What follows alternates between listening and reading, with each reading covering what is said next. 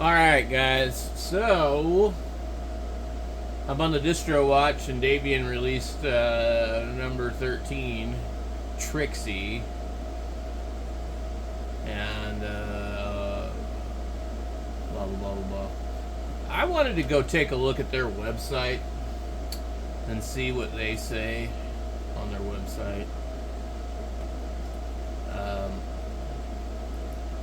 Just out of curiosity. I'm not interested in running this crap because they've kind of went like full woke. Whoever takes without giving doesn't have a friend. Whoever takes and gives gets love in every country. Something proverb. Debian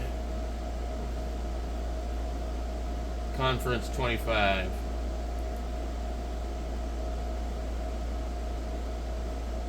So you can see there's a picture of the people that they have working for them. And according to them, they don't want any straight white males or straight Asian males. And I think that's very discriminatory.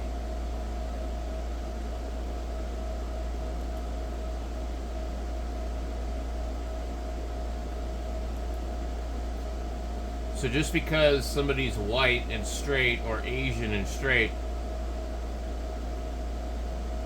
they can't be an intern for Debian, according to sources.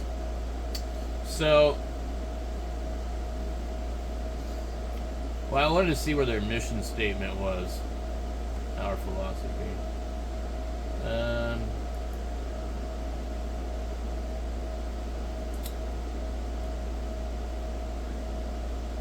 Let's see. Our mission.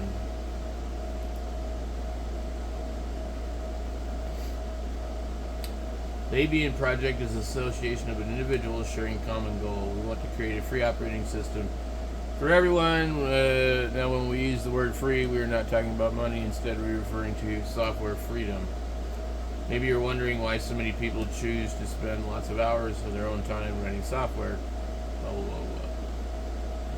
Some people simply like to help others. Contributing to a free software project is a great way to accomplish this. Many developers write programs to learn more about computers.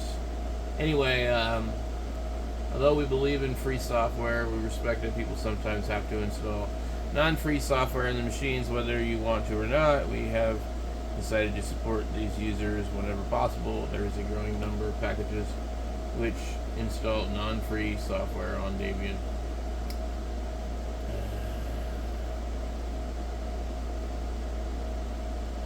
Debian project has more than 1,000 developers and contributors. Blah, blah, blah, blah. It doesn't really say anything on here. The diversity statement. Debian project welcomes and encourages everyone to participate, no matter how you identify yourself or how others perceive you. But unfortunately, they're using that company called Ricci, who doesn't share that statement. So I don't know how you spell that, but there's plenty of other videos about it.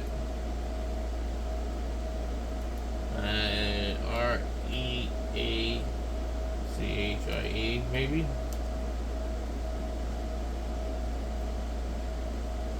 Activate your talent here. Reach higher.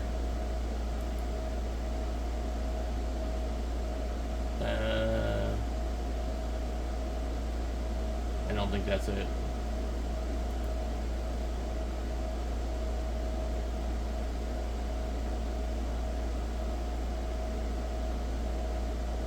Okay, I don't know how they spell it. I don't really care. But anyway, so the debate is that Debian has went through to remove certain offensive things and blah blah blah, and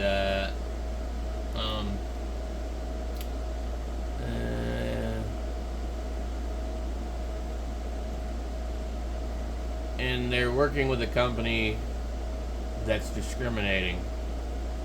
And I don't want to support an operating system that doesn't like me. That's what the other guy said, exactly the same thing. If I was using software written by neo-Nazis and I was a Jew, I wouldn't want to use it. I don't care how good it is. I wouldn't use something produced by people that want to get rid of me or don't like me. You know? So I don't know what the story is on Debian. I may try this distro out. I'm not a big fan of Debian, to be honest with you. I'm not really a big fan of Ubuntu.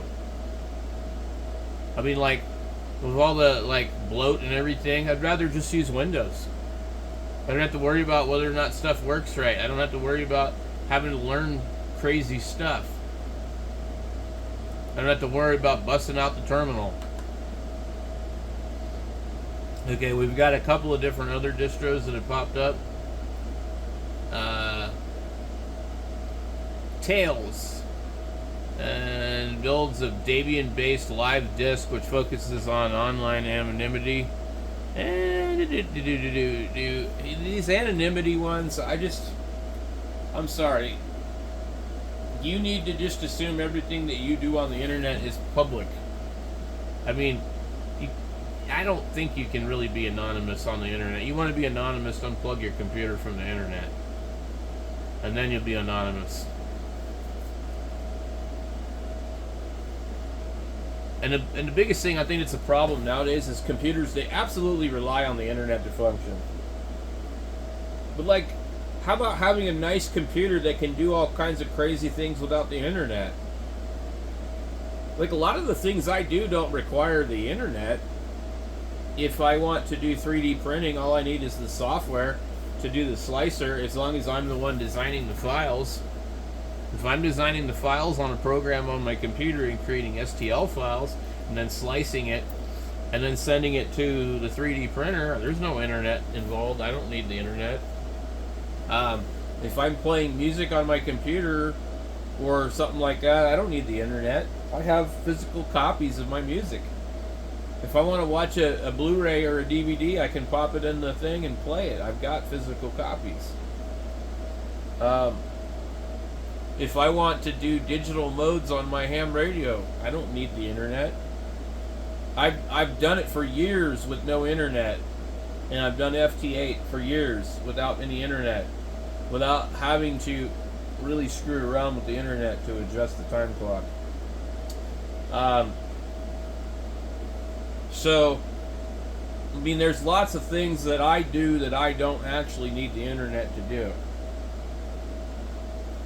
I mean, most of this stuff on the internet is just news. News. You're bombarded with all this news.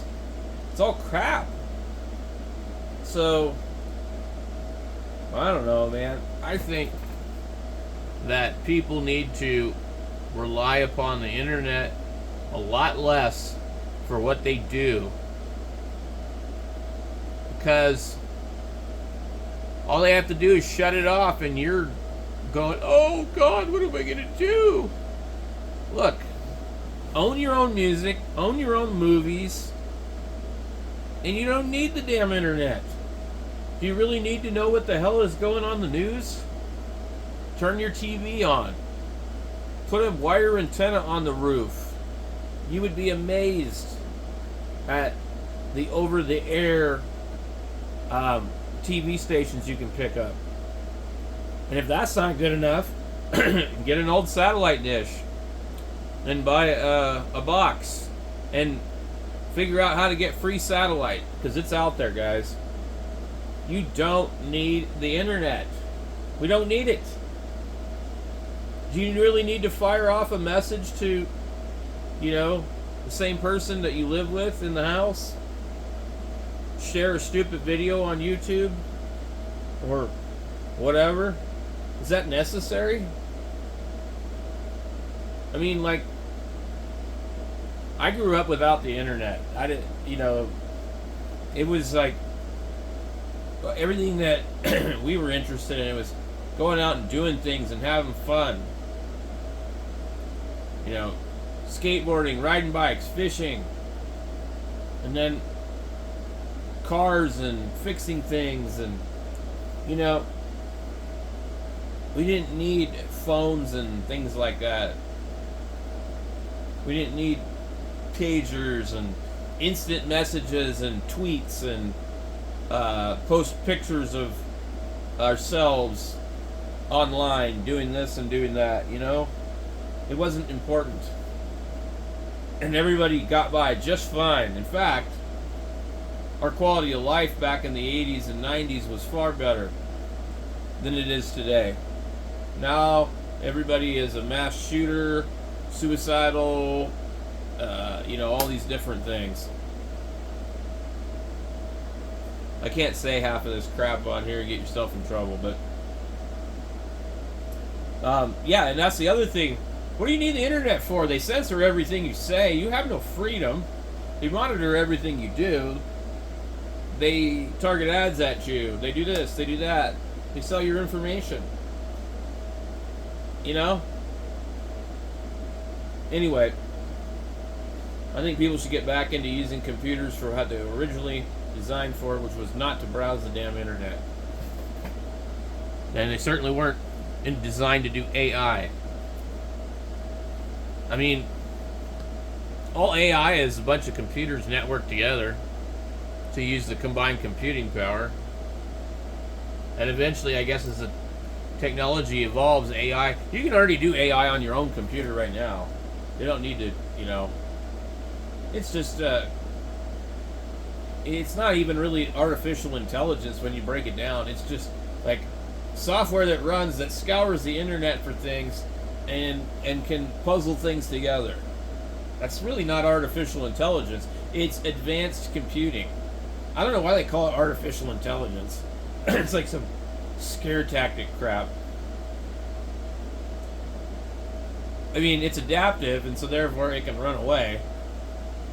I mean, you know, it can. But I think artificial intelligence is a strange word for it. In fact, especially considering most people are creating images with it. I don't know.